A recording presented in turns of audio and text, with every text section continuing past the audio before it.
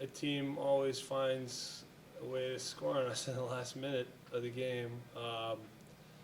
We had an opportunity, or we gave ourselves an opportunity to make a statement, and a statement came against a great team. And it looked good, but we let it slip away. We got to show more discipline, and we just got to run them out of the building. As a captain, you seem to be kind of vocal towards in the third period with the bench. I mean, how do you kind of do your role in trying to build that discipline within the team amongst the non-seniors? Well, I mean, we have a pretty loud team to begin with, so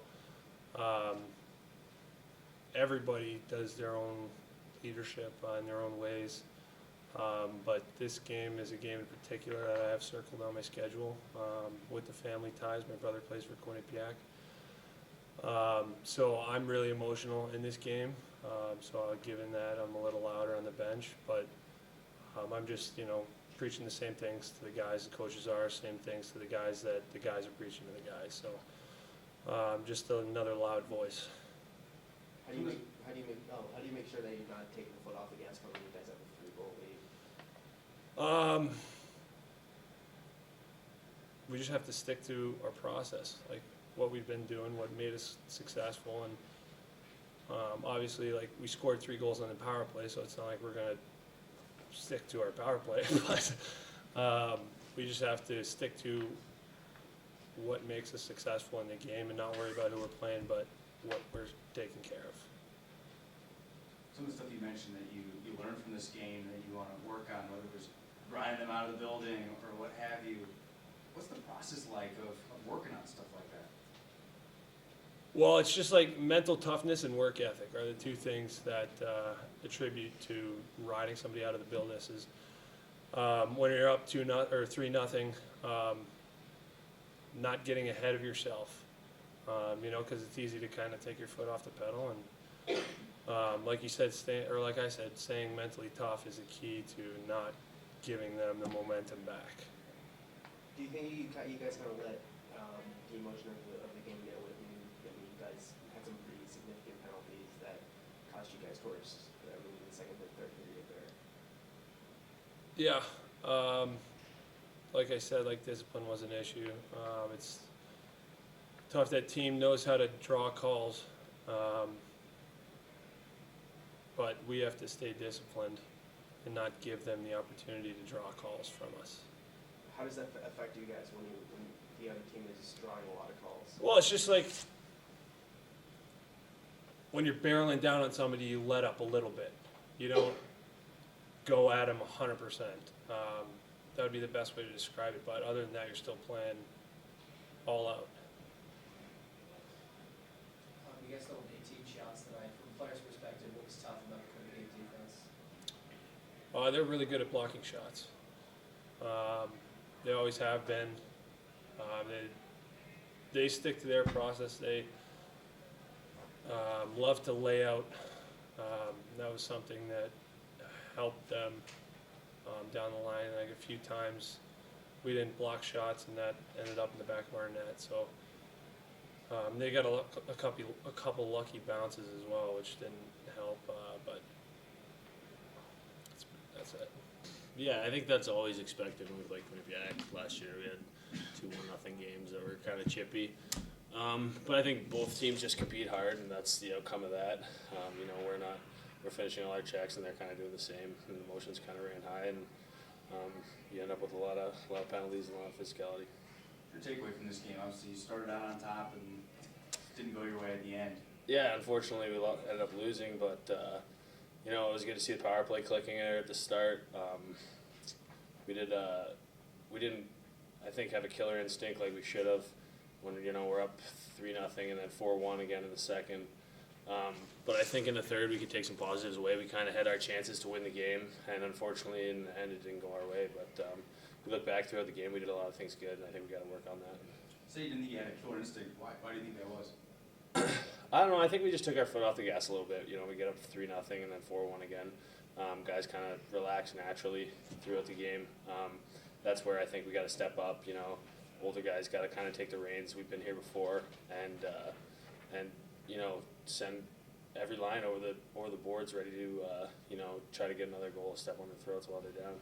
How hard was it for you guys to get the rhythm going offensively with all the penalties and stuff? Yeah, it was tough. I mean, for me, it was pretty easy. I was kind of 10 minutes into the game. I'd already seen like 8 or 9 shifts, so for me, it wasn't too bad. Like the special teams kind of dominated the first. I don't know how that affected the bench too much, but I think we just had 3 quick goals, and then they come back with 1, and it just was that type of game where it was never really any momentum. You're seeing a 15-second shift and a minute shift or something like that, so it was kind of choppy that way, but I think we dealt with it fine.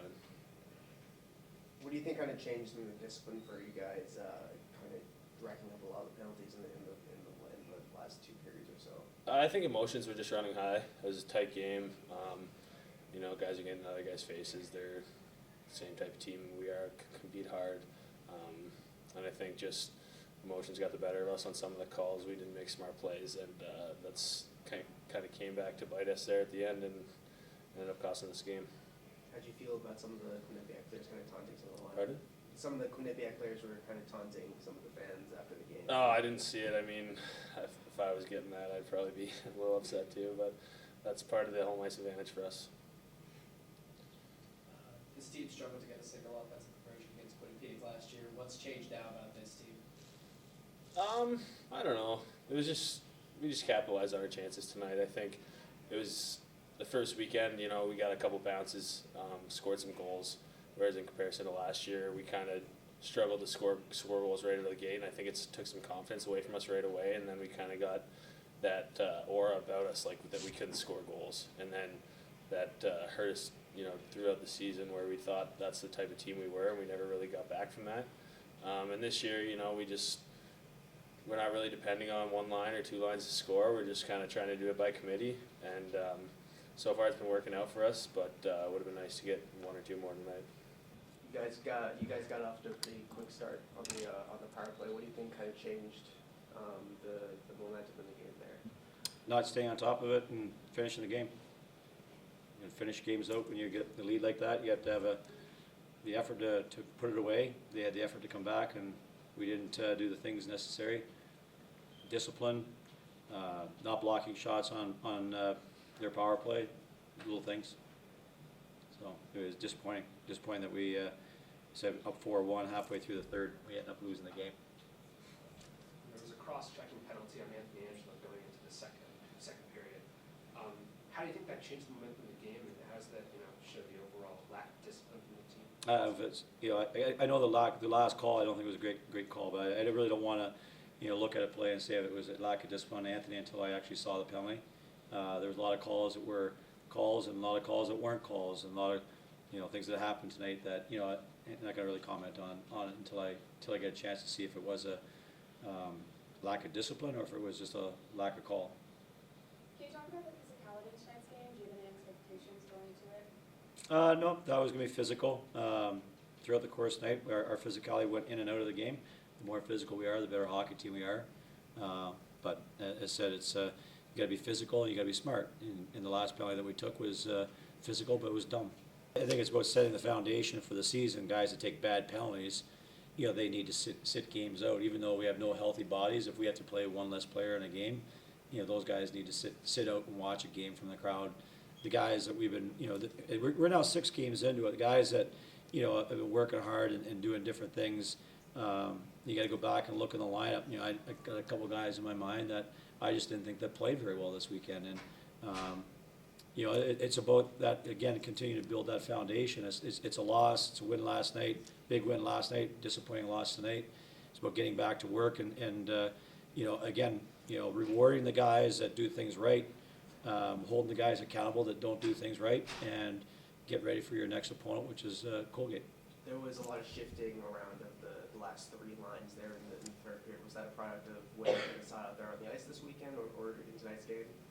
Yeah, just a product of some guys not playing well, and other guys need to kind of step in and play in their position. Some guys, not making great decisions with the puck. Some guys, that are playing well and need to be rewarded. So it's kind of, again, it's a catch-22. Some guys, it's they didn't get the job done, but other guys that are doing a good job, they needed to play some more.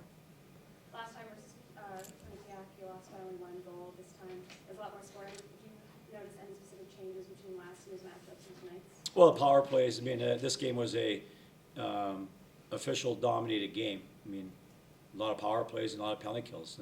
And so a lot of guys didn't play tonight. All the special teams that went on in the course of the game, there was really kind of no flow to the game tonight, because it seemed every time you turned around, there was a power play or there was 4-on-4.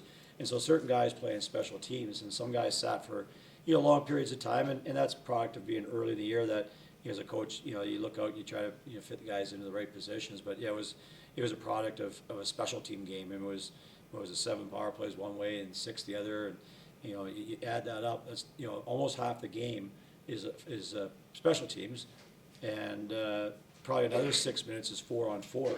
So we played predominantly 32, 34 minutes that weren't normal 5-on-5 hockey.